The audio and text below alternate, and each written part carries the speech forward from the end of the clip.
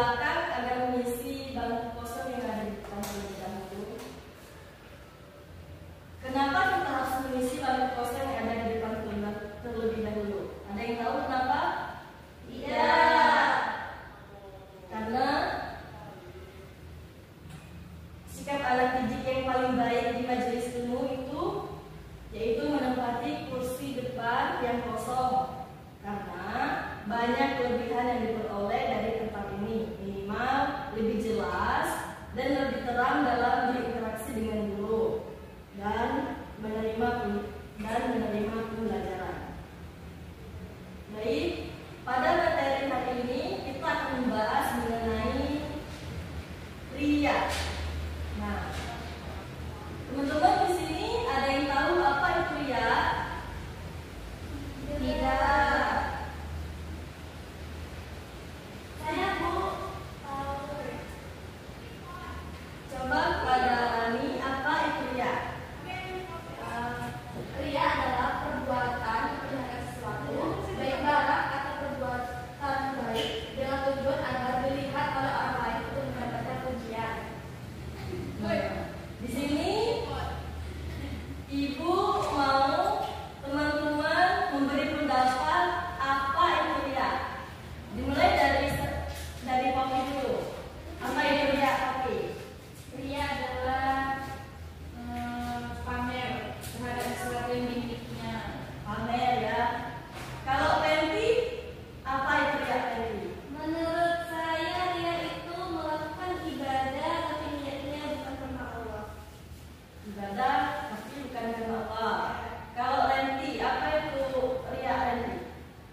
Ria itu melakukan pujian dari orang lain.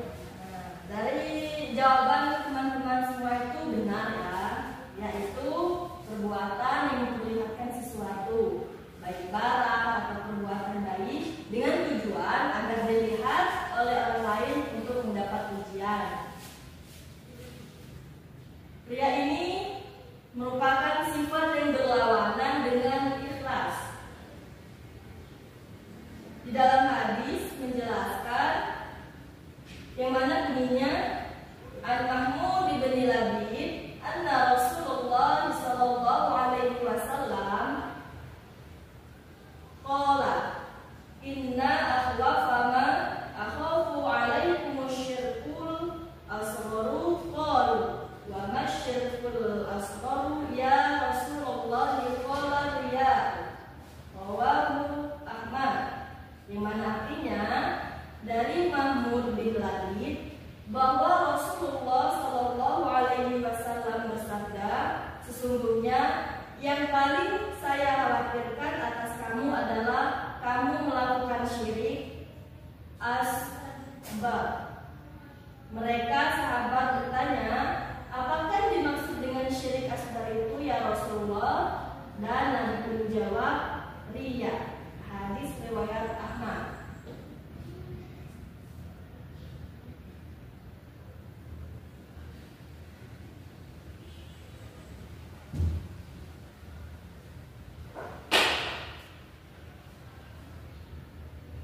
Di sini ada jenis-jenis ria.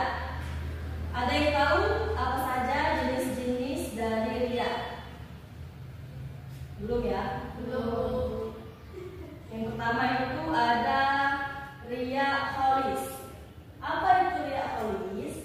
Nah, jenis ria kholis ini merupakan ria yang perbuatannya memiliki tujuan untuk mendapatkan perhatian dan pujian dari manusia. Nah, ria ini juga terbagi dalam beberapa jenis. Yang pertama, ria badan. Apa itu ria badan? Ria badan biasanya dilakukan dengan memamerkan tubuh dengan alasan karena kita rajin melakukan puasa, akan memamerkan tubuh kita itu langsing karena kita rajin puasa. Yang kedua itu ria pakaian. Apa itu ria pakaian? Contohnya itu saat kita mengenakan hijab yang panjang karena ingin dipuji orang lain, ingin orang lain itu menganggap kita itu soleha, baik, gitu ya. Ada juga ria ucapan. Nah, ria ucapan ini dilakukan dengan misalkan kita membaca Al-Quran dengan suara yang merdu dan fasih di hadapan orang. Nah, itu tuh bukan niat kita itu bukan karena Allah, tetapi ingin dipuji oleh orang lain. Itu juga termasuk ria ucapan. Yang keempat itu ria perbuatan. Ria perbuatan itu dilakukan saat sholat dengan menampakkan kehusukan saat melakukan sholat. Kita itu berlama-lama dalam mengerjakan sholat supaya orang lain itu menganggap kita itu soleh, solehah.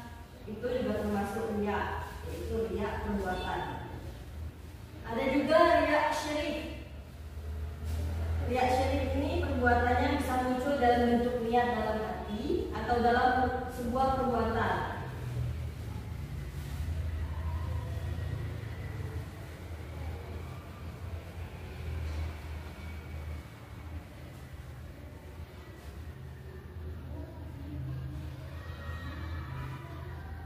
Nah, apa cara menghindari ria ini?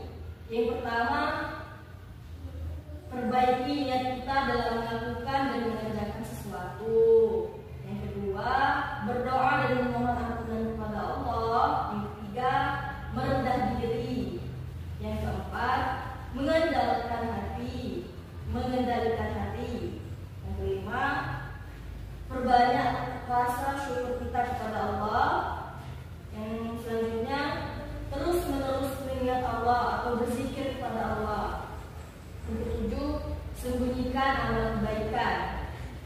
Selanjutnya, belajar ikhlas, mengingat kematian, menggiatkan ibadah, membaca buku-buku agama, menyadari bahwa Allah Subhanahu wa Ta'ala selalu mengawasi kita.